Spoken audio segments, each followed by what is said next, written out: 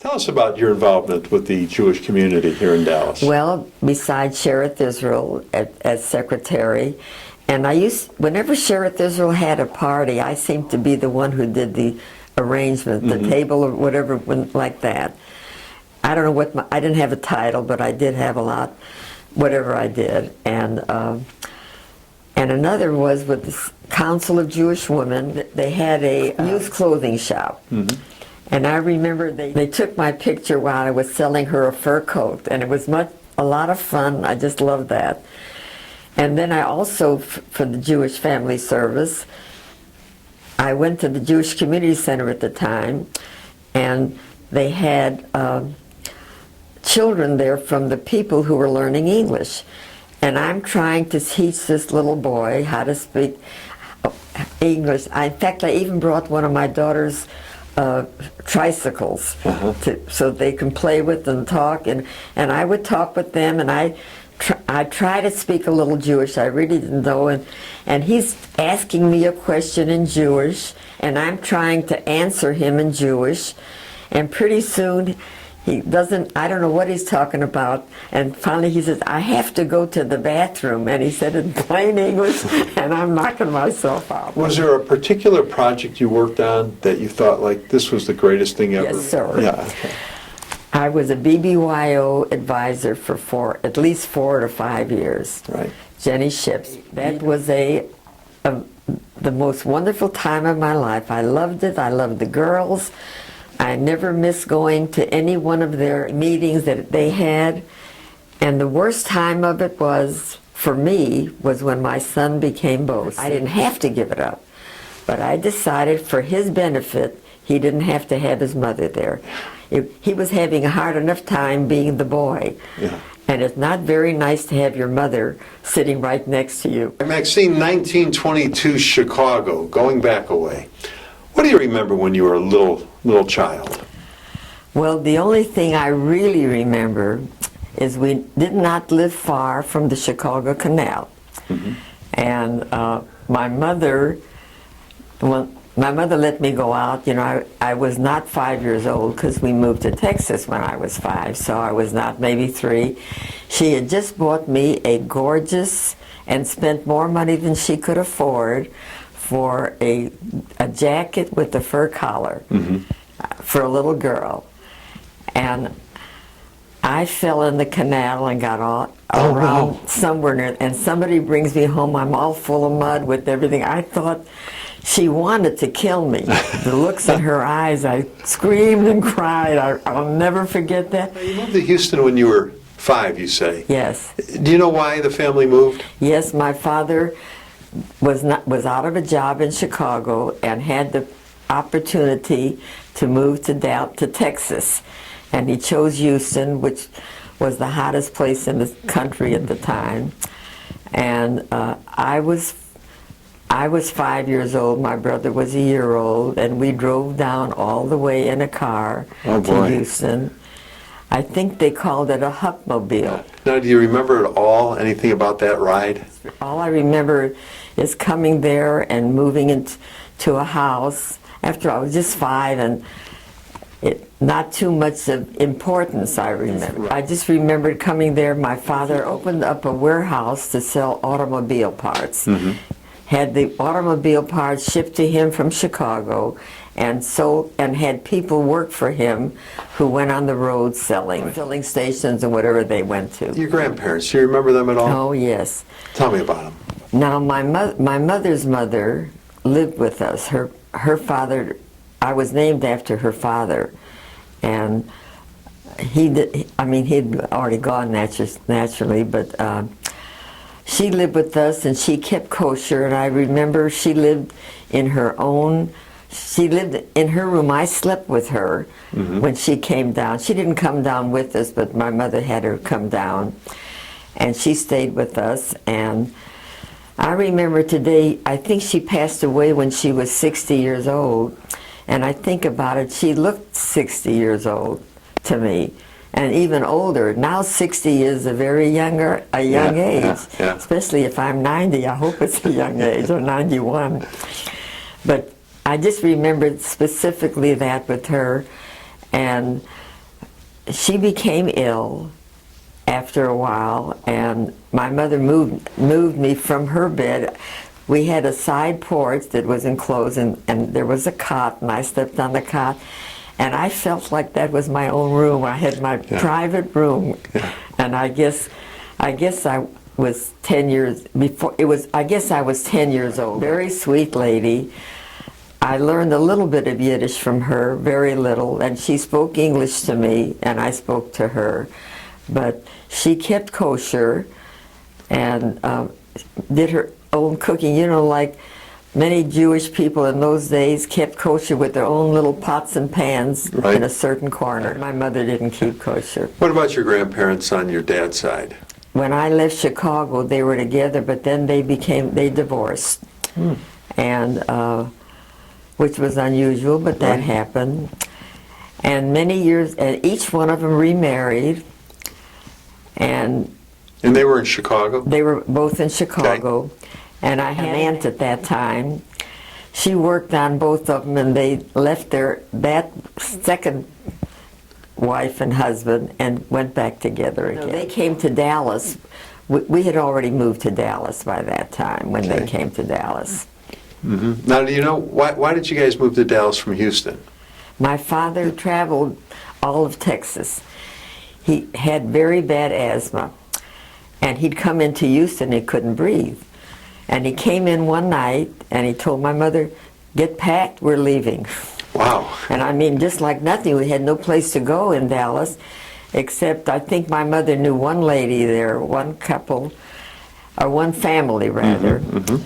And we moved to Dallas, and it was great for me. In fact, she left me there for a week, and I'm 12 years old at that time, and I can't imagine. At those days, she let me. I came home on the bus.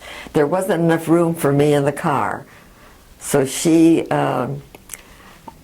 sent me to some friends. Their name was Markowitz at the time. They're not here now, but I lived with them just for about a week, and when they found a place, and their place that they found was at the Sanger Hotel in Dallas. And I went there and I stayed there with them until they found the house. And at the Sanger Hotel, I'll never forget, I was caught. They had an elevator, and I was caught in the elevator with some other people. Well, I was the youngest and smallest one there. You couldn't holler to anybody that the elevator isn't working. Nobody. So they pushed me out of the top of the elevator because they could do me and not them. So I could go tell the people to fix the elevator so they could come out. Did the Depression affect your family at all? If they did, I didn't know it. I'm sure it did. Yeah. But we moved first to Houston. When we lived in Houston, we lived on Waugh Drive the first time. Then we lived on another street called West Clay, and the next one was West Polk, and then we moved to, I forgot right now, and I went to junior high school there before and left there to go to Dallas. Now, where did you go to high school? Moved to University Park. We lived on San Carlos. I went to Highland Park Junior High School there. And then one day, a non-Jewish boy, a Gentile boy, came to my house and asked my mother to take me to the show. Well, my mother says, no, she's not allowed to go to the show yet with the boy. The next thing I knew, we moved to South Dallas where the Jewish boys were. After high school, did you go on to college or did you go to work? No, after that high school, I went to Forest Avenue High School in South Dallas, and I graduated in '39 from Forest, and I went to the University of Oklahoma. I didn't stay there very long. I left because I was going with my husband at the time. We were dating. Where did you meet him? In South Dallas. Okay. Probably at a basketball game or wherever, but there's a lot of things that kids had in those days. And I went from from junior high, then I went to South Dallas, as I said, Forest High School, then college. And when I went to college, my husband Erwin was going to SMU, so I talked my mother into letting me come home to school so it wouldn't cost as much money, and I could go to SMU. So Erwin and I was with him for that semester, and in fact, then I just got married right in the middle of college. Did he have to go into the service at that time? No, he was called in, but he had I guess a stomach problem or something. I don't know I never really knew what it was, so that took care of that. Did the war affect your family at all, though? Later, my brother was in the Navy. That affected us. Right. But that was a long time later. Where did you make home? Oh, in Dallas. When we got married, we lived with my mother and father. Okay. And I remember that, by the way, I had a beautiful wedding at Shearith Israel, in the old Shearith Israel at that time. And then from there we went from the synagogue, we went to the Melrose Hotel. Right. And had a lovely dinner, and then we had the reception at my folks' home. My father went out one day while we were still living in South Dallas. We left, and he went out one day and he bought a house in University Park on Shenandoah, and then we moved. While I was in college, he did that. Wow. And I came back, and then Erwin and I moved when we were married. He came and lived with me, my mother and father. Right. And what business did Erwin go into? Well, he was working for my father at that time. First he worked, and he put him in the office because Erwin was very good in the office. Erwin kind of managed a warehouse of automobile parts where people picked up from the warehouse and took it in their cars to sell other places like that. Or sometime Erwin delivered them. And then Erwin traveled all over. First he went with my father. My father wanted to try him out and see if he could do that. Never did he let him go on by himself. And I remember our first car, he had to buy a car. We didn't have a car in those days when we got married. And it was a Hudson, and the Hudson was built with half wood and half metal, because it was during the war. And he would drive that car all over Texas and all over Arkansas and Oklahoma. Those are that was his territory. When that went out, he worked for a glass company out of Chicago. They would send him whatever he made, and he worked pretty hard for that, and he traveled. We went back to Chicago for a visit. I had a big family still in Chicago. And when we were in Chicago, my husband gave the man he worked for the check that he sent him after Erwin was leaving the company, because Erwin said, I didn't earn it, and he gave him the check. It was a check whether he worked or not. I forgot what you would call that. And he said, and he said, in my life, I've never had anybody give me back money like that. But he's an honest man. He wasn't wasn't going to owe anybody anything. Then he came back, and then he went back into business with my father, and that didn't work very well either. And then with his brother, Willie Waldman, was in the insurance business. I think this was in '39. Right. And his brother, Charlie Waldman, got the two boys together and talked them into going into business together. Erwin would sell fire and casualty, and Willie would just sell the life insurance. Well, they were both doing so well after a while together that they decided to be partners all together in whatever each one of them sold. And that's how Waldman Brothers became. At that time, did they have any idea how big that company was going to get? Well, no.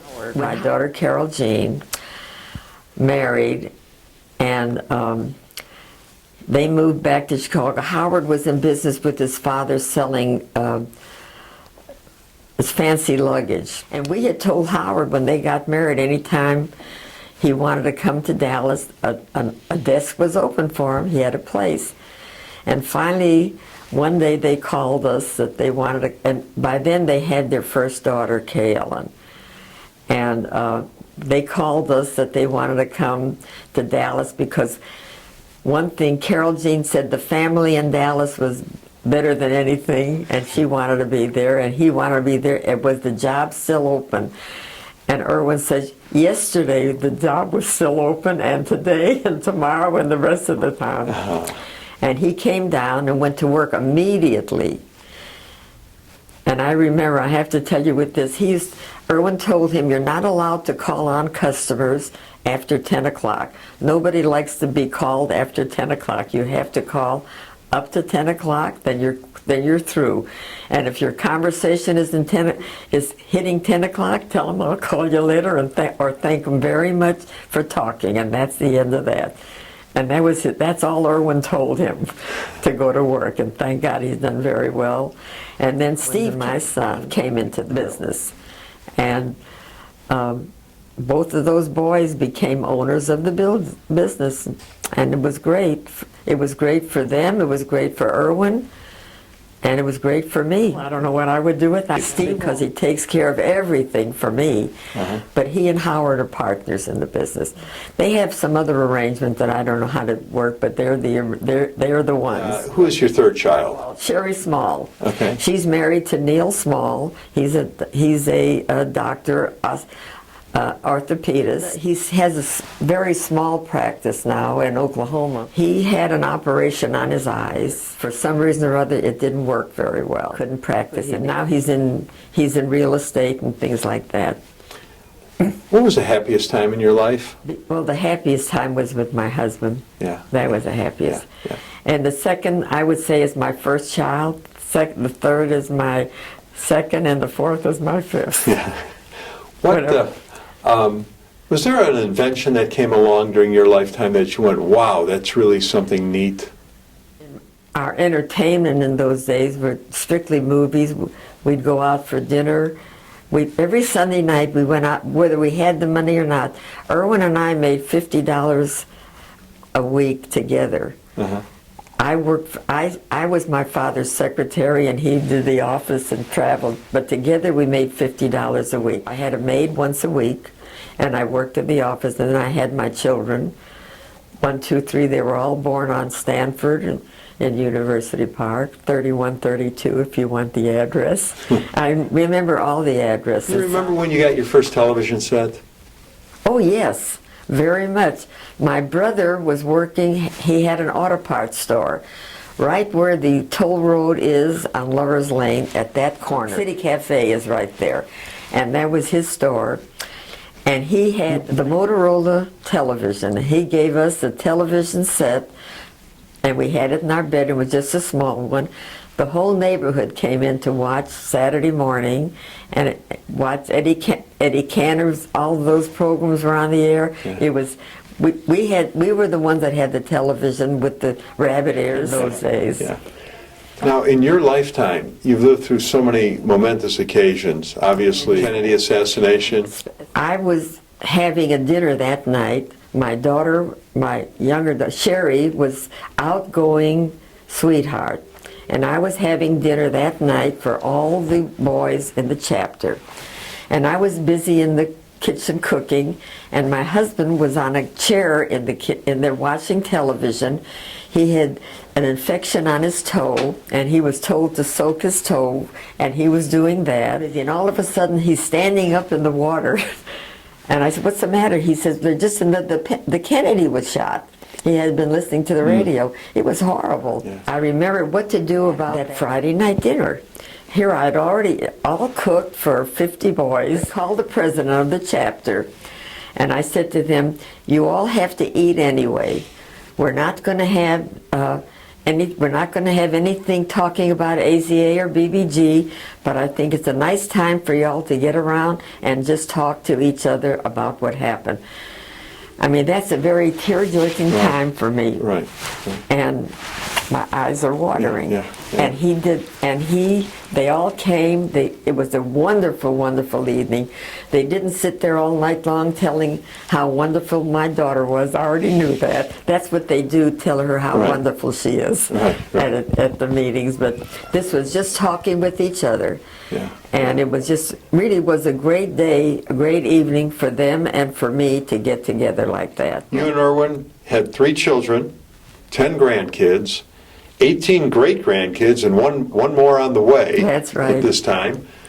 What advice does great-grandma want to leave for the next generation? Just recently, I was with Steve and Jackie in California, and he's eating so fast. I said, Steve, if you wouldn't eat so fast, you'd probably enjoy it better. And he says, Mother, I'm 61 years old now. It's time you stop telling me how to eat. But you know, mothers are mothers. The advice I always gave my children is, I'd rather you be miserable across the street of me than happy 1,000 miles away. So stay with your mother and father as much as you can. That's pretty good. Yeah. And they're all here except two couples. Yeah. And that's pretty good. Another thing is, I can't worry about anything I can't do anything about. Yeah. I walk away from an argument, and if things are bad, this too shall pass. And they all know that. I say that all the time, especially that I don't worry about anything I can't do anything about. That got me to be 91. Great job today. Thanks for doing this. Thank you very much. Thanks. I love